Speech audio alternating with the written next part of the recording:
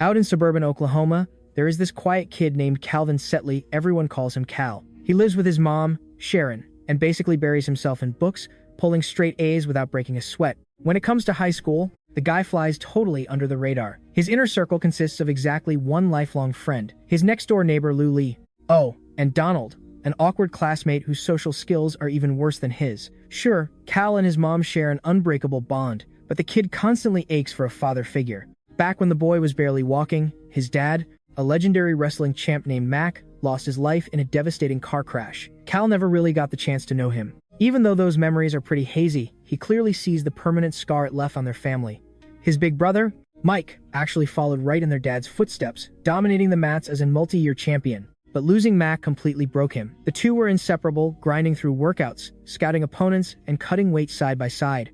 As the years dragged on, time did not heal Mike's wounds. Honestly, the grief just kept eating him alive. He started constantly clashing with Sharon. She was grieving too, but she was desperately trying to hold their broken family together. Eventually, Mike packed up and vanished completely off the grid. Losing a husband and then a son shattered Sharon's heart, but she was far too overwhelmed to chase him down. She decided to give him space, praying that distance would heal them both and eventually bring her boy back home. Fast forward a bit, Cal quietly takes all this trauma in, maturing into a sharp, dependable teen who would rather read than hang out. That laser focus totally pays off. Back in middle school, the kid takes home first place in a major science contest.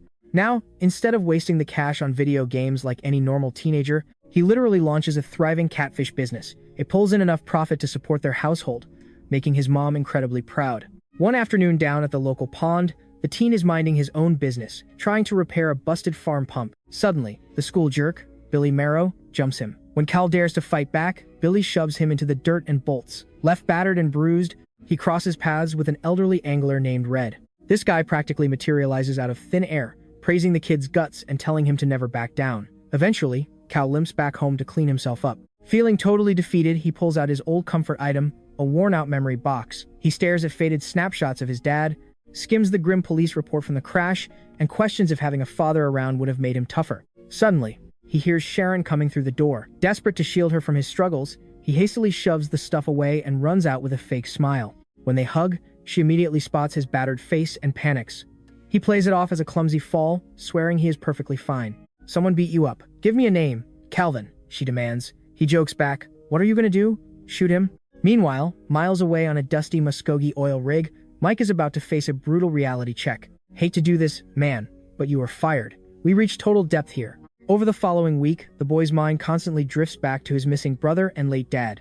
The absence hurts worse than ever. He is completely overwhelmed by this intense need to feel close to his family's roots, desperately hunting for a bridge to their past. After doing some deep soul searching, it suddenly clicks. The ultimate link to the men in his life is the wrestling mat.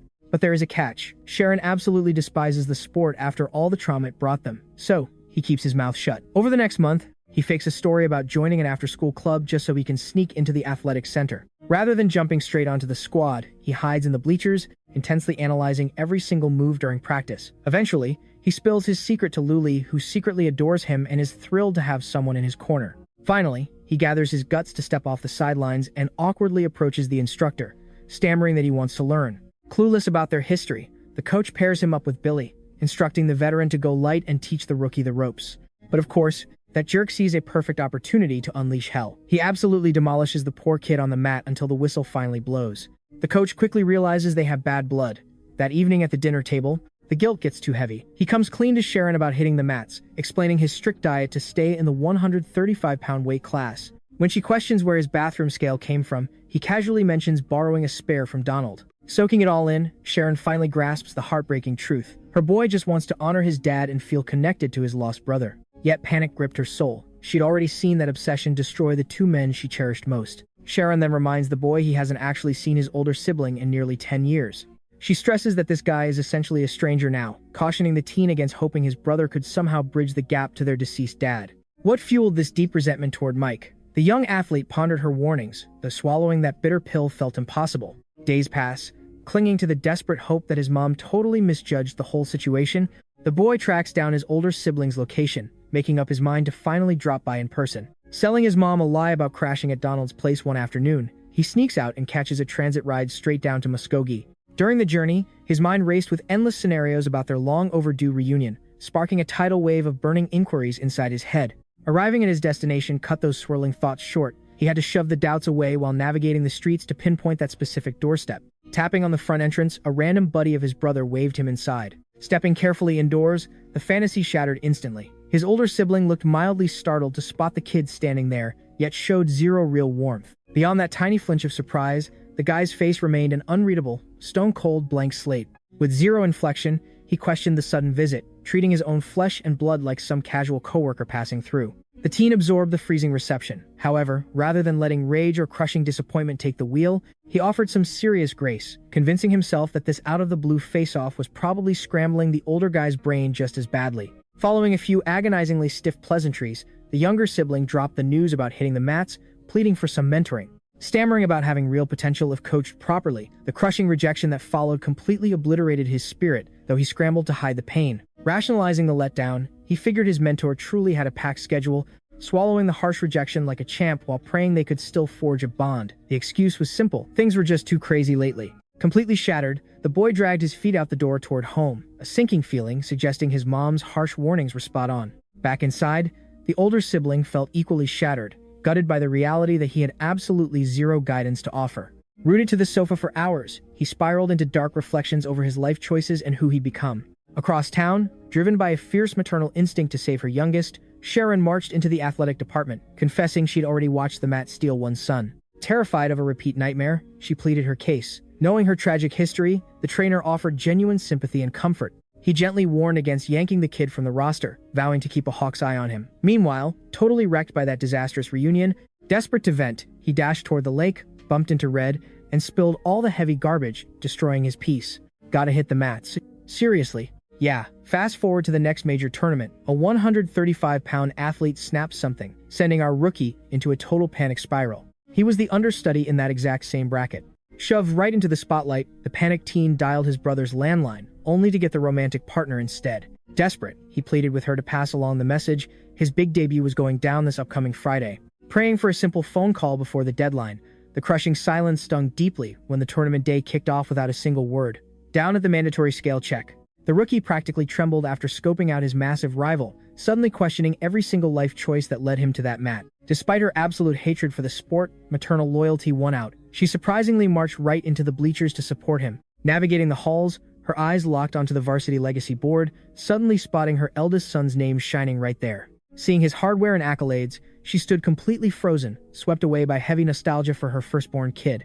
Out on the floor, validating his worst nightmares, the kid suffered an absolute beatdown, dropping the bout entirely while his mom watched in pure agony, praying the beatdowns get easier soon. All good. I'll definitely keep watch. Understood completely. Tasting the sheer brutality of grappling, throwing in the towel crossed his mind, yet being the sole 135-pounder totally trapped him. Across the following rounds, he suffered relentless beatdowns, his pride utterly smeared all over the canvas. Down in Muskogee, drowning in unemployment with zero backup plans, the older brother ducked into a dive tavern just to burn off some daylight. Trouble found him fast when a hothead sparked a shouting match and threw hands. Naturally, the former athlete fired back, easily handling the threat. Sadly, the cops completely ignored the context, slapping cuffs on him and hauling him straight into a cell. Needing a reality check, the battered boy begged Donald for brutal honesty regarding his combat skills. His buddy joked he hadn't tanked enough official bouts to be crowned the region's absolute worst grappler yet. That had to sting. Come on, Donald. Strutting out of the building, the crew bumps straight into Billy.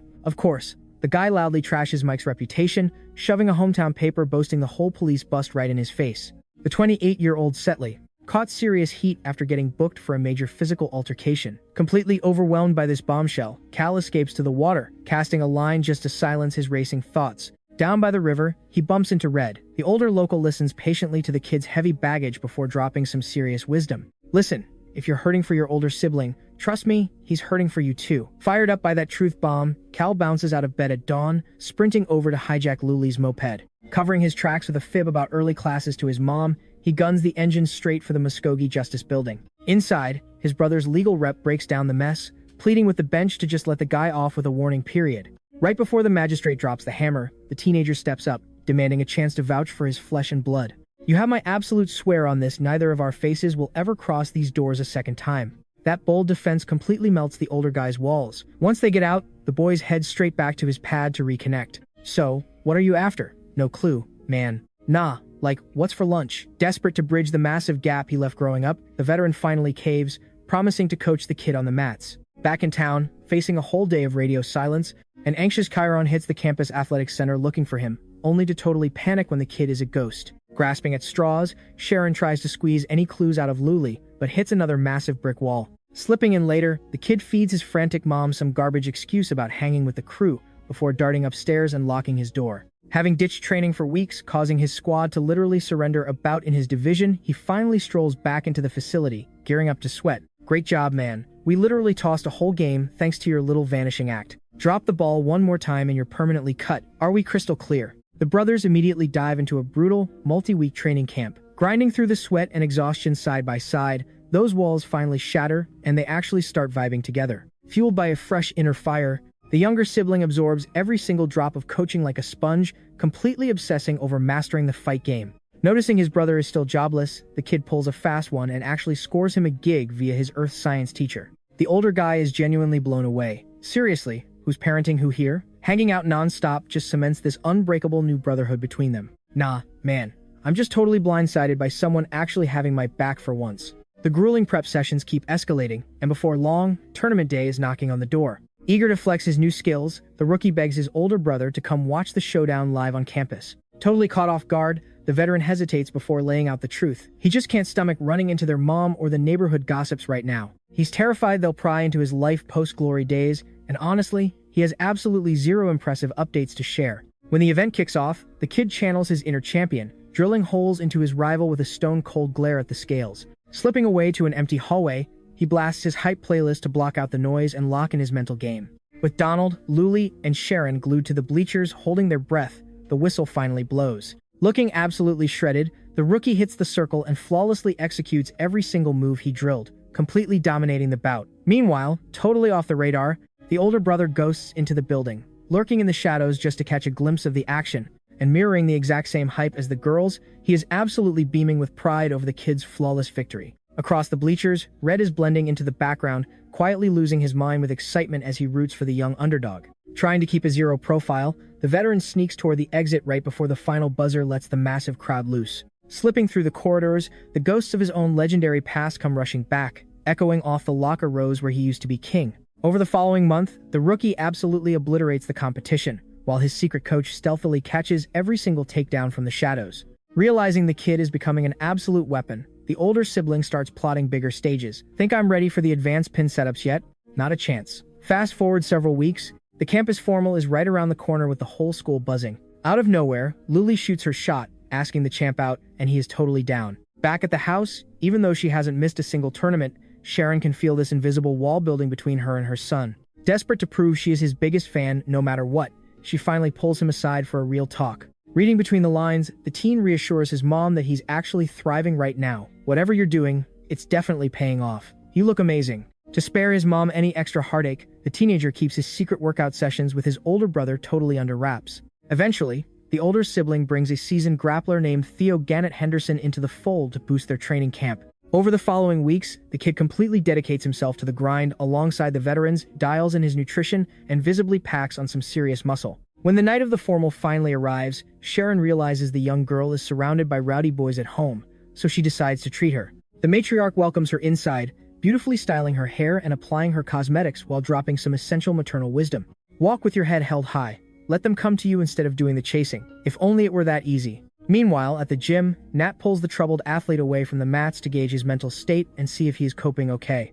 Wanting nothing but massive success for his buddy, the mentor urges him to stay incredibly focused on the hustle and steer clear of any drama. He reminds him to battle those inner shadows and reclaim his former glory, especially since his younger sibling idolizes him so heavily.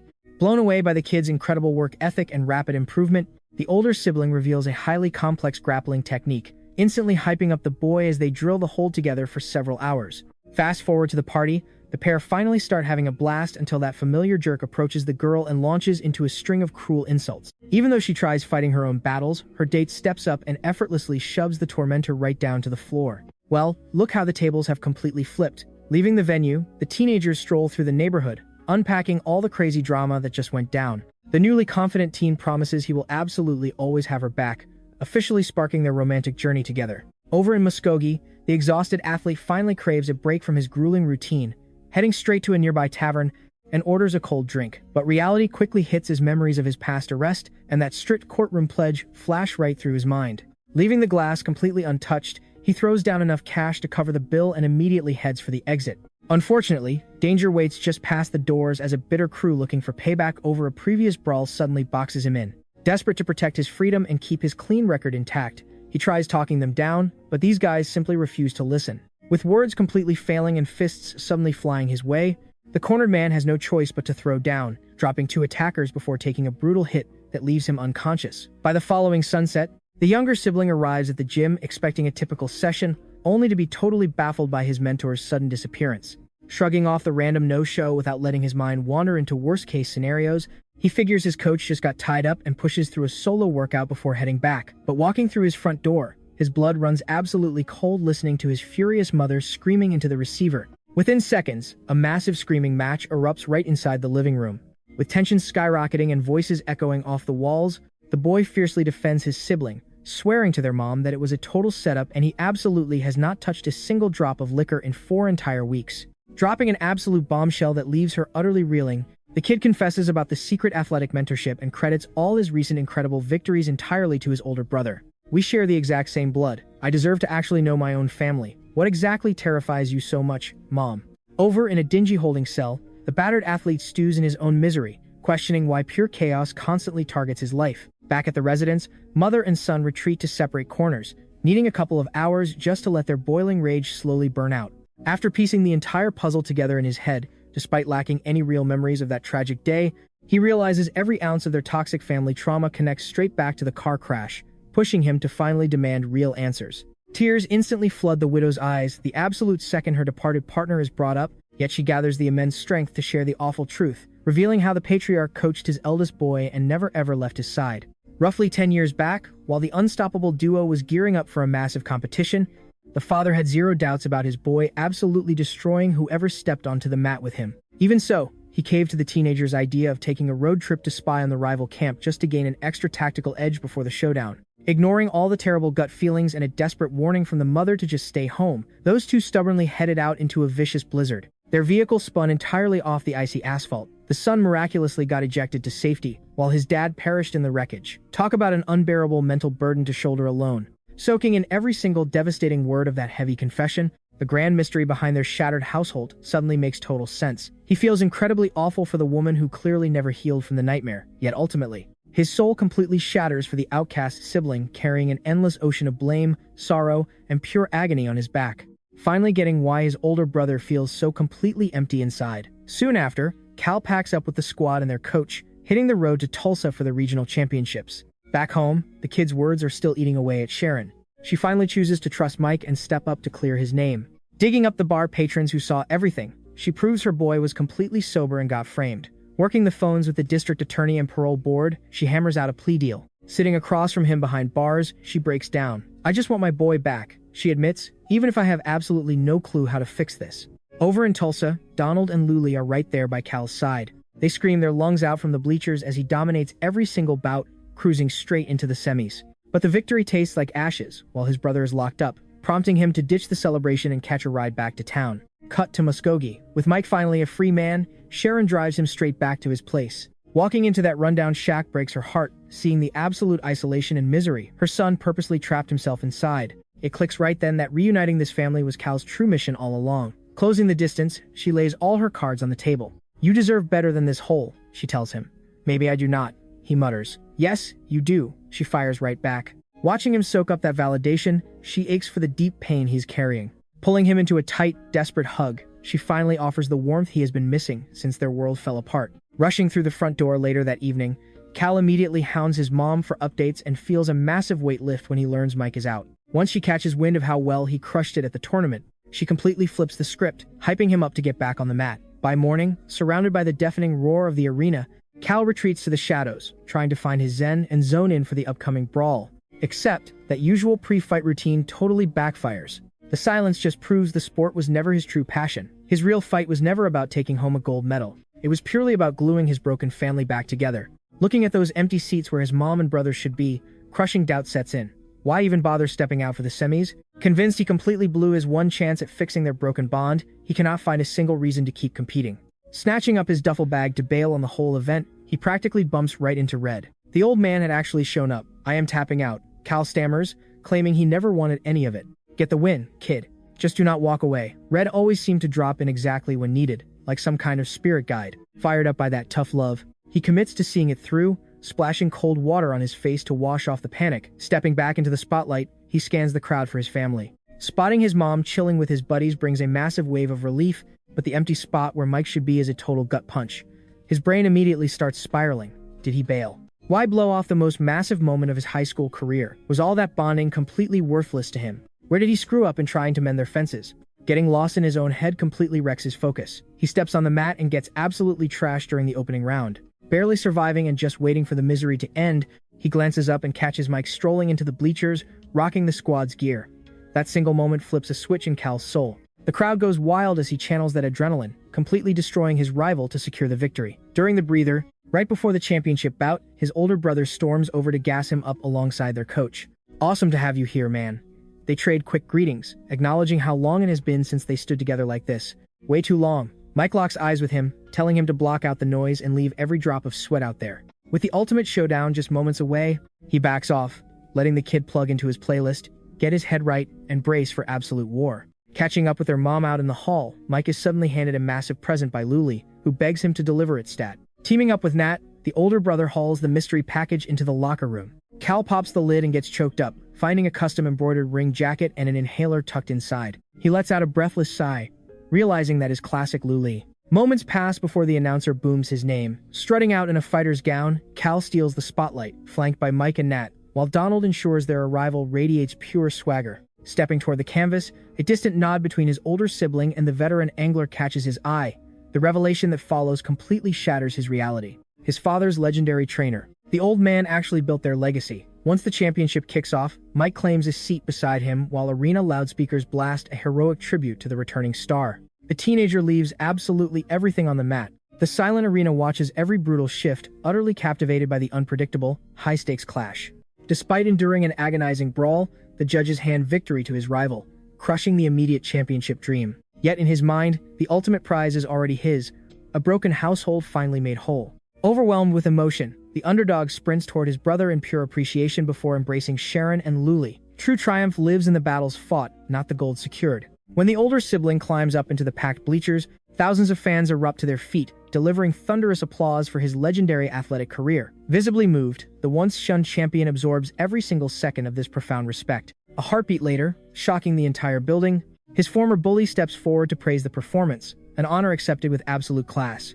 Witnessing this beautiful resolution, deeply knowing the traumatized family is finally safe amidst the roaring spectators, the old mentor slips out the back doors. His soul rests easy, having fully honored his sacred vow to protect a fallen friend's bloodline. Backed by his brother, the unstoppable teenager dominates his final season, claiming 48 incredible victories.